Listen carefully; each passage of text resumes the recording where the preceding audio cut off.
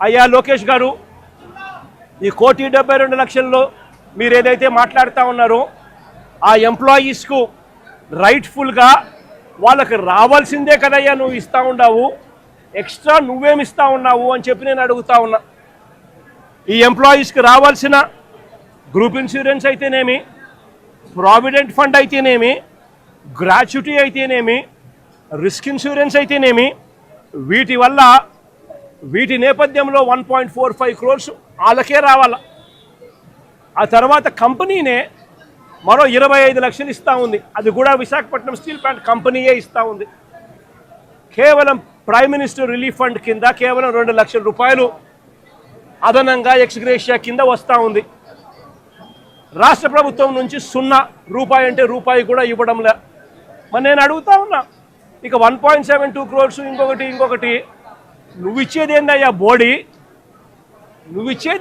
Body అని అడుగుతా ఉన్నా.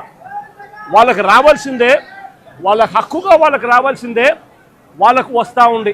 అప్పట్లో కూడా ఒక దుర్ఘటన జరిగి 14 మంది అప్పట్లో చనిపోయిన ఘటన జరిగితే రాష్ట్ర ప్రభుత్వం ఎలా స్పందించింది?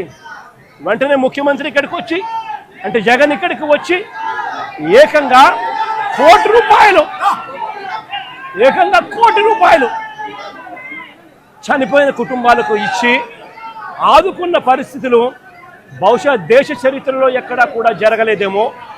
ఒక్క ఆంధ్ర రాష్ట్రంలో జగన్ ముఖ్యమంత్రిగా ఉన్నప్పుడు చోటు చేసుకున్న ఘటన. చనిపోయిన పెంటయ్యన్న కుటుంబానికి కూడా ఇదే ప్యాకేజ్ కూడా వాళ్ళకు కూడా వర్తింపచేసి వాళ్ళ కుటుంబానికి కూడా ఇదే మాదిరిగానే ఆదుకోవాలి అని చెప్పి రాష్ట్ర ప్రభుత్వానికి, కూటమికి ఇద్దరికీ కూడా గట్టిగా వీళ్ళిద్దరికీ కూడా చెప్తా ఉన్నాం. దేవుడి దయతో మన ప్రభుత్వం వచ్చిన వెంటనే ఒక నెల తిరక్క మునిపే ₹1 కోటి రాష్ట్ర ప్రభుత్వం తరఫు